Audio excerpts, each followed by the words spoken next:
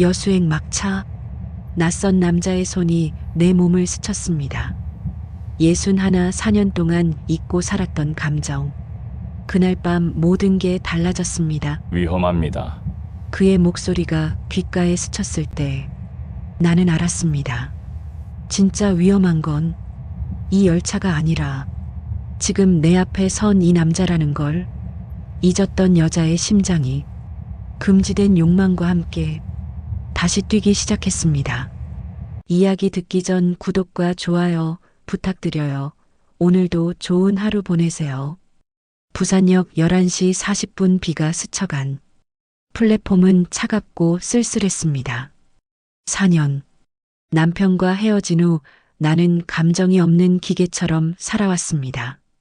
아침이 오면 일어나고 밤이 오면 잠들었습니다. 하지만 오늘은 달랐습니다. 무언가를 바꿔야 한다는 절박함이 저를 이곳까지 데려왔습니다. 캐리어 바퀴가 틈새에 끼었을 때 몸이 균형을 잃었습니다. 위험합니다.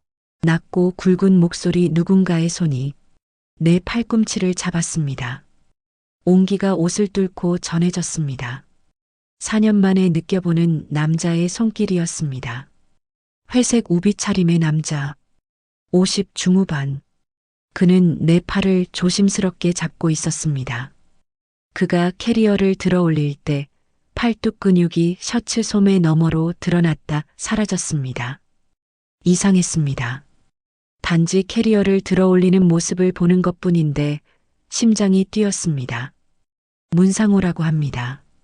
그의 눈빛이 내 얼굴에 잠깐 머물렀습니다. 시선이 닿는 지점마다 피부가 뜨거워졌습니다. 나는 떨리는 목소리로 이름을 건넸습니다. 무언가가 시작되는 느낌이 들었습니다. 열차에 올랐습니다. 7호와 7시. 통로를 사이에 둔 마주보는 배치. 우리의 눈이 마주쳤습니다.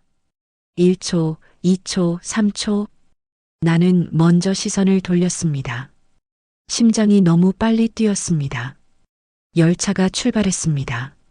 조명이 어두워지자 나는 창밖을 보는 척하며 유리에 비친 그의 모습을 훔쳐봤습니다.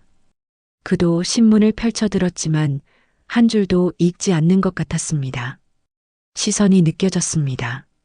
직접적이지 않게, 하지만 분명하게.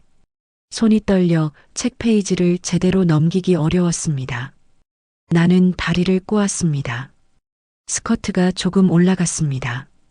의도한 건 아니었습니다. 아니, 정말 그럴까요? 그의 시선이 잠깐 내려갔다가 다시 올라왔습니다. 그 찰나의 시선 교환이 너무 선명했습니다. 나도 모르게 입술을 핥았습니다. 긴장해서였습니다. 그가 물을 마셨습니다. 목이 움직이는 게 보였습니다. 왜 그게 선명하게 보일까? 왜 그게 이렇게 신경 쓰일까? 심장이 너무 빨리 뛰어서 들릴까봐 두려웠습니다. 열차는 어둠 속을 달렸습니다. 객실은 점점 더 조용해졌습니다. 그때 그의 목소리가 어둠을 깼습니다. 여수에 가족이 있냐는 물음. 나는 혼자라고 대답했습니다. 혼자 가는 여행이 제일 어렵다고 솔직하게 털어놨습니다. 그도 혼자였습니다. 아내를 보낸 지 3년. 말수가 줄었다고 했습니다. 나도 같았습니다. 남편 떠난 지 4년. 밤이 길어 시계를 자주 본다고. 밤은 길고 말은 짧아지죠. 그의 말에 우리는 서로를 똑바로 보았습니다. 어둠 속에서도 눈빛은 선명했습니다. 우리만 깨어 있는 것 같았습니다. 그가 처음으로 내 이름을 불렀습니다. 그리고 물었습니다. 외로우냐고. 직접적인 질문이었습니다. 긴 침묵 끝에 나는 솔직하게 대답했습니다. 네, 너무요. 그도 같다고 했습니다. 침묵이 흘렀습니다. 하지만 불편하지 않은 침묵이었습니다. 보이지 않는 끈이 우리를 천천히 당기고 있었습니다. 그에게 물었습니다. 왜 여수에 가느냐고. 그는 익숙한 것들로부터 도망가는 것 같다고 했습니다. 혼자라는 사실로부터 거울을 봤을 때 그 속의 자신이 아니더라고. 똑같았습니다. 나도 그랬습니다. 나도 거울 보는 게 무서워졌다고, 거기 비친 사람이 내가 아닌 것 같다고 말했습니다. 그는 이해한다는 듯 고개를 끄덕였습니다. 열차가 커브를 돌았습니다. 우리의 손이 거의 닿을 듯 말 듯한 거리. 10cm. 하지만 아직은 닿지 않았습니다. 그가 물었습니다. 선을 넘는 것 같으면 말해달라고. 나는 천천히 대답했습니다. 아직은. 괜찮아요. 아직은이라는 말. 우리 둘 다 그 의미를 알았습니다. 빗방울이 차창을 타고 흘렀습니다. 유리에 우리의 얼굴이 겹쳐 보였습니다. 마치 이미 가까워진 것처럼. 그가 또 물었습니다. 지금 무슨 생각을 하느냐고. 솔직하게 말했습니다. 두렵다고. 이 순간이 마음이 열리는 게 두렵다고. 다시 다칠까봐 두렵다고. 그의 대답이 이상하게 위로가 됐습니다. 이미 다친 사람은 다시 다쳐도 괜찮지 않을까요? 나는 처음으로 진짜 웃었습니다. 그때부터 우리는 더 깊은 이야기를 나눴습니다. 삶에 대해서, 외로움에 대해서, 다시 시작할 용기에 대해서. 여천역 인근 선로 점검으로 잠시 정차합니다. 급정거에 몸이 쏠렸습니다. 그의 손이 재빠르게 내 어깨를 받쳐줬습니다. 손이 닿은 자리가 뜨거웠습니다. 옷 위로도 느껴지는 온기, 손가락의 힘, 남자의 체온. 그는 손을 천천히 걷었습니다. 마치 아쉬운 듯. 손가락 끝이 어깨를 스치고 지나갔습니다. 전율이 몸을 타고 흘렀습니다. 승객들이 웅성거렸지만 우리는 서로만 보고 있었습니다. 시간이 빨리 가는 것 같다는 그의 말에 내 심장이 뛰었습니다. 그가 캔커피 2개를 사서 하나를 내 앞에 놓았습니다. 같이 깨어 있어 주세요. 그 말의 의미를 알았습니다. 단순히 커피를 마시자는 게 아니었습니다. 캔을 받는 순간 손가락이 스쳤습니다. 우연이 아닌 걸 알았습니다. 내가 말했습니다. 당신은 위험한 사람이라고. 모르는 척하면서 다 알고 있지 않느냐고. 그의 시선이 내 입술에 잠깐 머물렀다가 눈으로 올라왔습니다. 그도 물었습니다. 내가 그의 생각을 아느냐고. 많이요. 우리는 웃었습니다. 하지만 웃음 뒤에 감춰진 진짜 감정을 서로 알고 있었습니다. 운행을 재개합니다. 열차가 다시 움직였습니다. 그런데 그가 일어났습니다. 통로를 건너와 내 옆 빈 좌석에 앉았습니다. 이제 우리는 나란히 앉아 있었습니다. 어깨가 스쳤습니다. 팔걸이를 공유했습니다. 그의 체온이 더 선명하게 느껴졌습니다. 너무 빨리 다가가는 것 같으면 말하라고 했습니다. 나는 또 아직은 괜찮다고 대답했습니다. 계속 물어봐 달라고. 괜찮은지. 그의 손이 팔걸이 위에 올라왔습니다. 내 손 바로요. 3cm. 숨소리가 들렸습니다. 그의 것인지 내 것인지 구분이 안 됐습니다. 자정이 지났습니다. 대부분의 승객들은 잠들었습니다. 우리만 깨어 있었습니다. 그의 새끼손가락이 내 새끼손가락을 살짝 건드렸습니다. 전기가 흐르는 것 같았습니다. 우리는 손을 움직이지 않았습니다. 새끼손가락이 겹쳐졌습니다. 작은 접촉. 하지만 엄청난 의미. 그가 천천히 손가락을 움직여 내 손등을 감쌌습니다. 따뜻했습니다. 거칠었습니다. 남자의 손이었습니다. 4년 만에 느껴보는 남자의 손이었습니다. 그의 엄지손가락이 내 손등을 천천히 쓰다듬었습니다. 위아래로. 천천히. 나는 눈을 감았습니다. 이 작은 접촉이 이렇게 강렬할 줄 몰랐습니다. 그가 말했습니다. 처음 플랫폼에서 봤을 때부터 계속 생각났다고 나도 솔직하게 대답했습니다. 나도 그랬다고. 무섭냐는 물음에 무섭다고 했습니다. 많이. 그런데도 멈추고 싶지 않다고. 그의 손이 내 손을 더 꽉 쥐었습니다. 우리는 말없이 앉아 있었습니다. 손을 맞잡은 채 창밖으로는 어둠만 흘러갔습니다. 하지만 우리는 어둠 속에 있지 않았습니다. 마이너스 마이너스 마이너스 해시태그 PART 4새벽의 결정 7분. 곧 여수 EXPO역에 도착합니다. 새벽 4시 50분. 우리는 손을 놓지 않은 채 그대로 앉아 있었습니다. 사람들이 짐을 챙기는 동안 우리는 마지막까지 앉아 있었습니다. 그가 조심스럽게 물었습니다. 해 뜰 때까지 같이 있어줄 수 있냐고. 심장이 멎는 것 같았습니다. 커피 한 잔이라고 했지만 우리 둘 다 알고 있었습니다. 그게 단순히 커피만을 의미하지 않는다는 걸. 나는 대답했습니다. 모르겠다고. 하지만 후회하고 싶지 않다고. 만나지 않은 걸 후회하고 싶지 않다고. 그가 내 손을 더 꽉 쥐었습니다.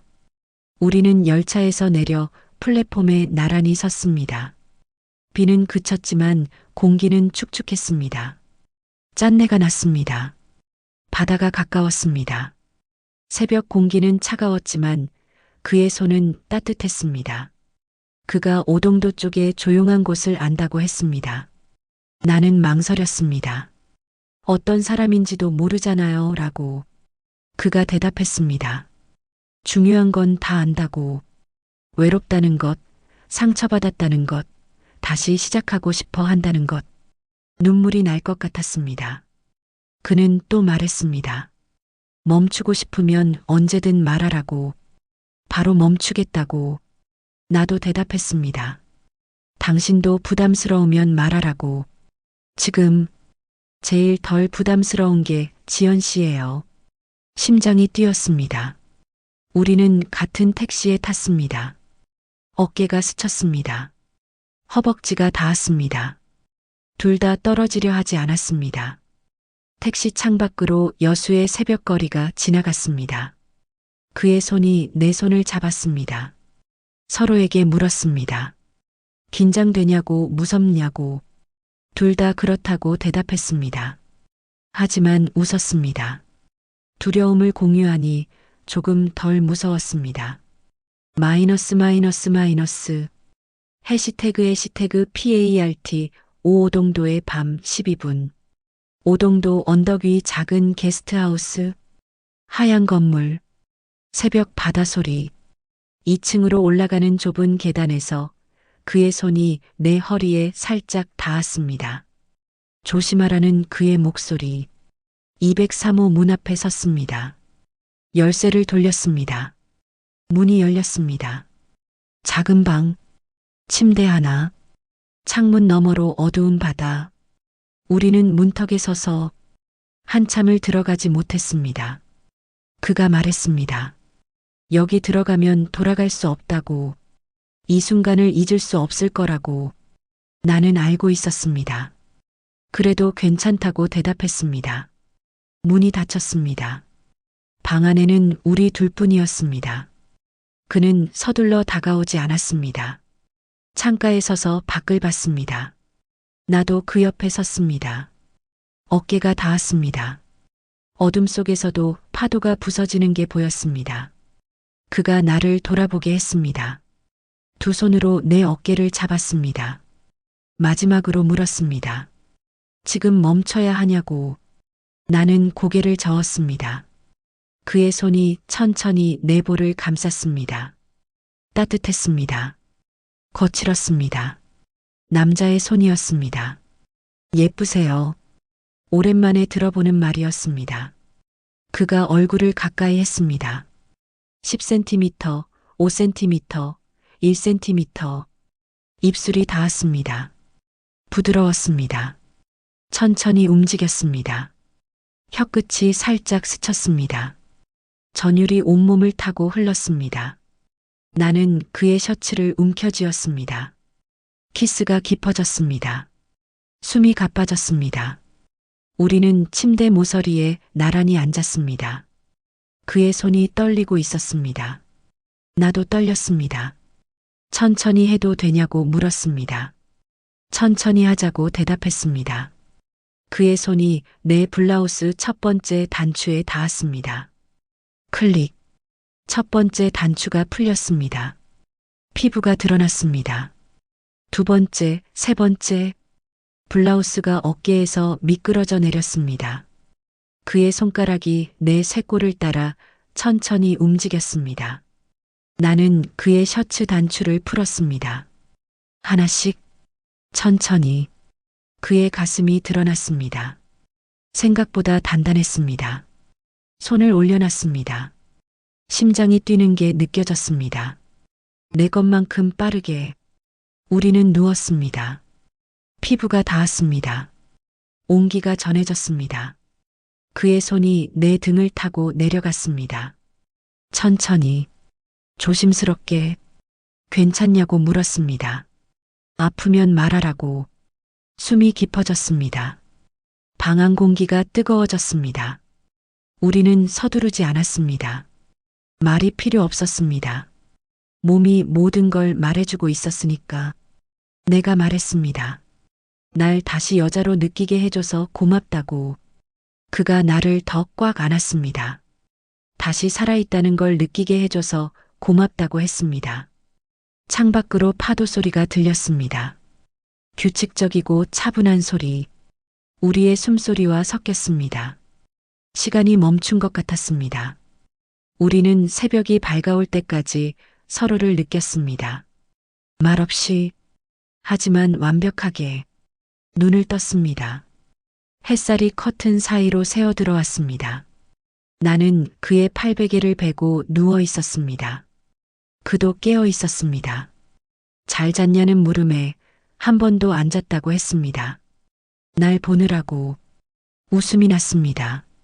그가 내 머리칼을 쓸어 넘기며 물었습니다. 후회하냐고. 나는 고개를 저었습니다. 전혀.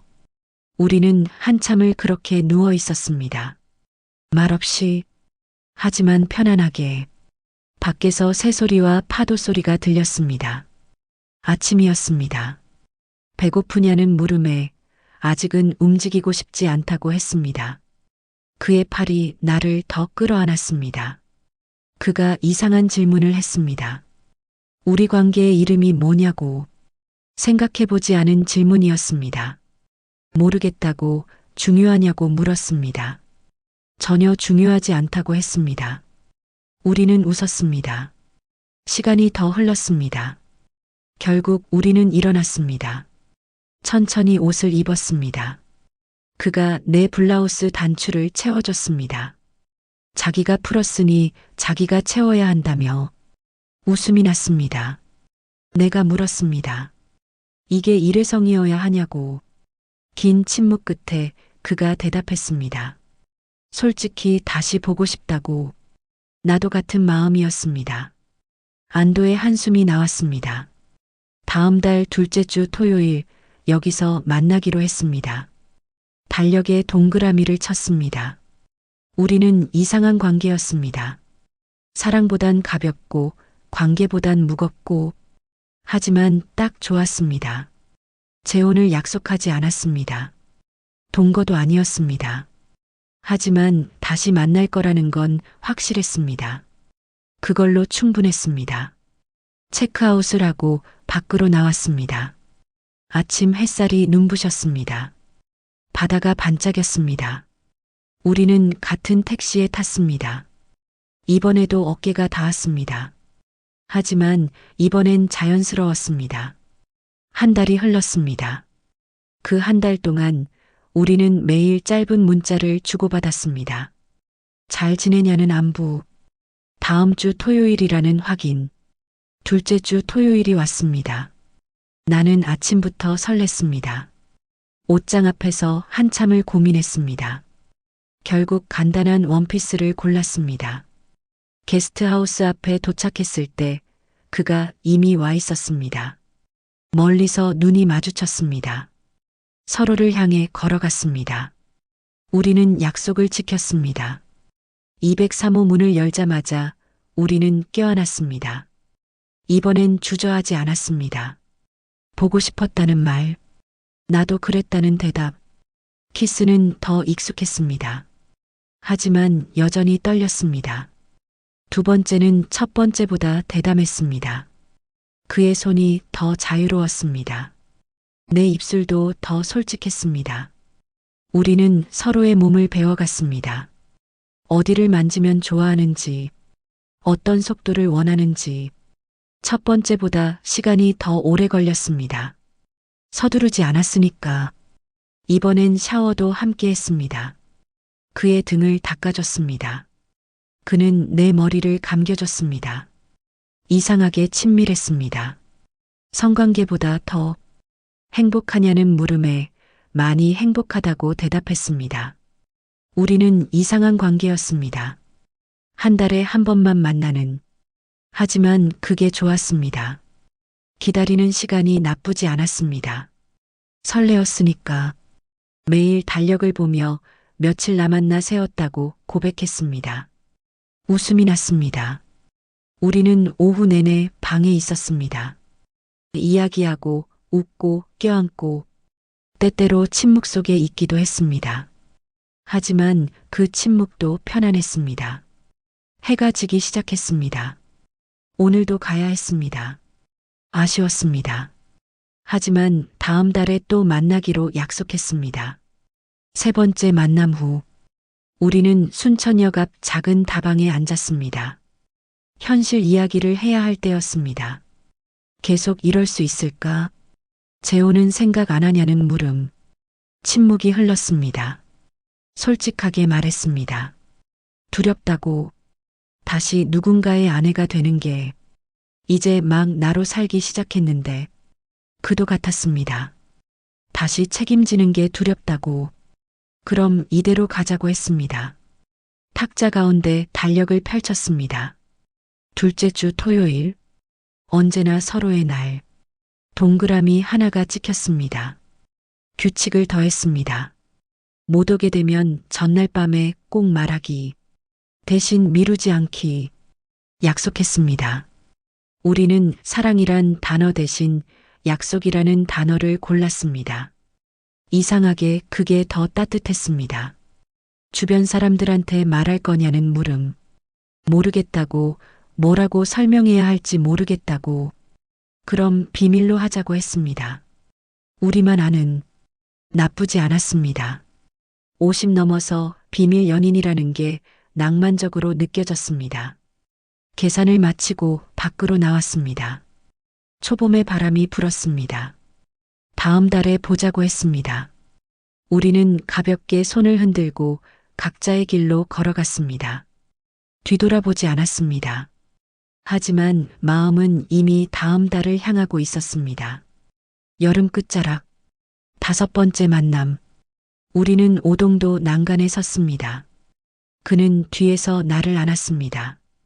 공개적으로. 사람들이 본다고 하자 괜찮다고 했습니다. 우린 어른이니까.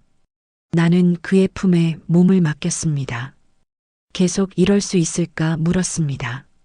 이 관계, 사랑도 아니고 그냥 만남도 아닌.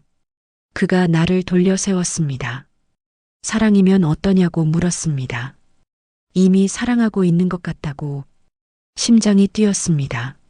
나도 같다고 대답했습니다. 그럼 됐다며 웃었습니다. 다음 달에도 만나냐고 물었습니다. 당연하다고 대답했습니다. 우리는 키스했습니다. 바다가 보는 앞에서, 사람들이 보는 앞에서. 더 이상 숨기고 싶지 않았습니다. 그가 말했습니다. 지난 5개월이 인생에서 제일 행복했다고. 날 다시 살게 해줘서 고맙다고. 눈물이 날 것 같았습니다. 나도 고마웠습니다. 날 다시 여자로 느끼게 해줘서. 우리는 한참을 그렇게 서 있었습니다. 바다를 보며, 서로를 느끼며, 배고프냐는 물음에 회를 먹자고 했습니다. 우리는 손을 잡고 식당으로 걸어갔습니다. 이제는 자연스러웠습니다. 손을 잡는 것도, 함께 걷는 것도 소주를 마시며 이야기했습니다. 웃었습니다. 우리는 평범한 연인처럼 보였을 것입니다. 하지만 우리는 평범하지 않았습니다.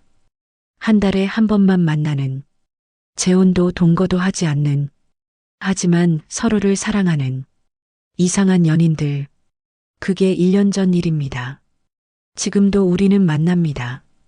한 달에 한 번, 둘째 주 토요일. 빠진 적이 없습니다. 비가 와도, 눈이 와도, 아파도 우리는 만났습니다. 재혼은 하지 않았습니다.